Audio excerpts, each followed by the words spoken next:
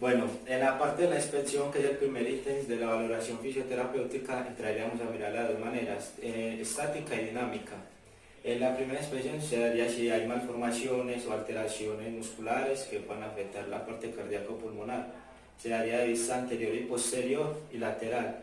En la parte anterior podemos ver si el tórax está hundido o elevado. En la parte posterior si hay una cifosis o una escoliosis que pueden llegar a tener alteraciones pulmonares. También entraríamos lo que es la valoración de toda la piel, que puede llevar indicios de alteraciones del tórax, y es muy importante fijarse en las manos, que esto tiene características de una fibrosis pulmonar. Ya en la parte dinámica le pedimos al paciente que haga toda la ventilación mecánica, lo que es inhalar y exhalar, y miraríamos en la parte posterior cómo se comporta la caja torácica, que sea una asimetría y un buen comportamiento de los pulmones. También entraríamos a verlo si tienen respiración profunda o es superficial. Bueno, en este punto, que es el primero, que es la de la inspección, nos valemos mucho de la observación.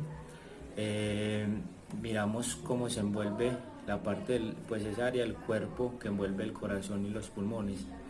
En la parte cardíaca podemos dar indicios de cómo se contrae ese ventrículo izquierdo, podemos mirar cómo es su intensidad, fuerza o cómo es su ritmo. Y ya en la parte pulmonar miramos si la respiración es profunda o superficial. Podemos identificar patologías como las sínfisis pleurales, neumotoras, neumonías, pleuritis aguda y ya. O también parálisis del nervio frénico. Bueno, ya en este segundo ítem entraríamos a hacer todo lo que es la parte de palpación. Empezaríamos por las zonas superiores del tórax, mirando si hay crepitaciones o dolores, y en la parte del borde inferior del cuello. También entraríamos a mirar todo lo que es la movilidad del tórax, colocando los dos pulgares alrededor de todo el arco costal, y pediríamos al paciente que haga una exhalación y una inhalación. Ahí miraríamos cómo los pulgares se van asimétricamente o se juntan. Esa también lo haríamos por la vista posterior. Lo colocaríamos los dos pulgares alrededor de los espacios intercostales y le diríamos que haga la misma exhalación, inhalación.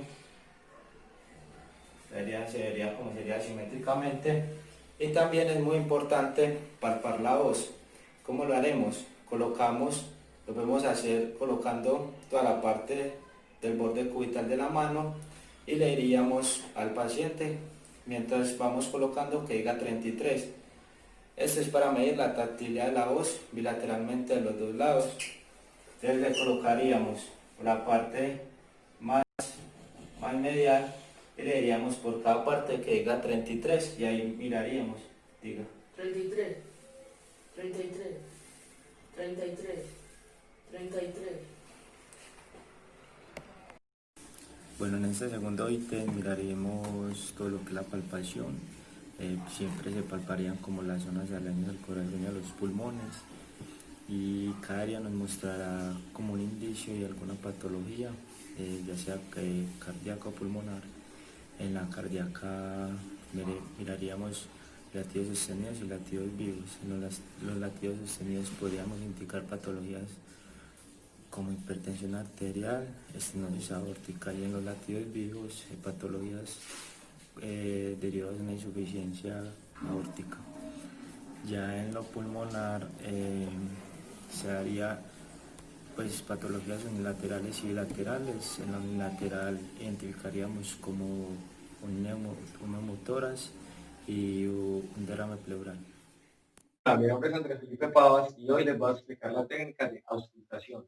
Esta técnica se usa para encontrar sonidos, ya sean normales o anormales, en nuestra parte cardíaca o pulmonar.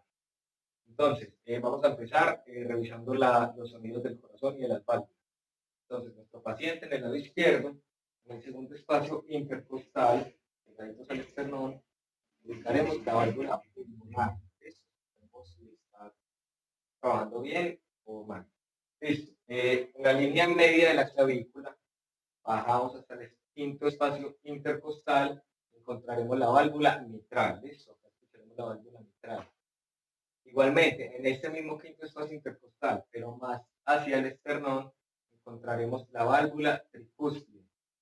Y por el otro lado, en el segundo espacio intercostal, encontraremos la válvula aórtica. Listo, también acá pegadita al esternón. Para decir que para realizar esta técnica hacemos uso de un fonendoscopio. Listo. Ahora vamos a escuchar los sonidos pulmonares. Estos se hacen por la parte posterior de nuestro paciente, donde le decimos que respire hondo y que bote. En este momento les voy a mostrar cómo se hace una debida percusión. Entonces, la percusión se realiza en la zona del tórax, tanto anterior como posterior. Listo. Entonces, este proceso es cefalocaudal y bilateralmente para ver las comparaciones. Entonces, la técnica nos dice que en la tercer falange es donde se realiza la percusión, así de esta forma. Entonces vamos a empezar en la fosa subclavicular. Se debe realizar bilateralmente para ver las comparaciones. Ya luego bajamos a las costillas.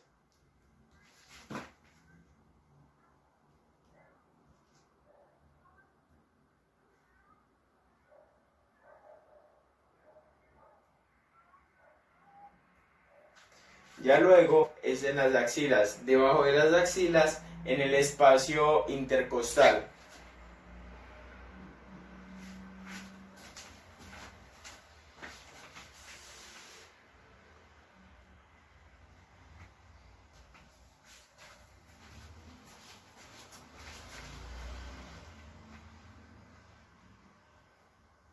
Ahora estamos en la parte posterior del tórax y se realizaría en el borde medial de la escápula, igualmente en los espacios intercostales.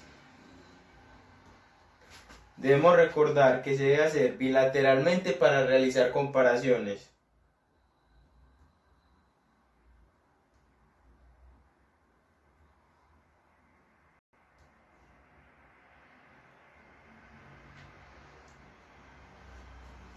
Bueno, este último ítem que sería la percusión consiste de golpes en el dedo, como lo vimos en el anterior video. Tenemos que tener muy en cuenta lo que dice la bibliografía, que dice que alrededor del corazón el sonido que se genera es un sonido mate y pues alrededor del corazón, y alrededor de los pulmones sería un sonido timpánico.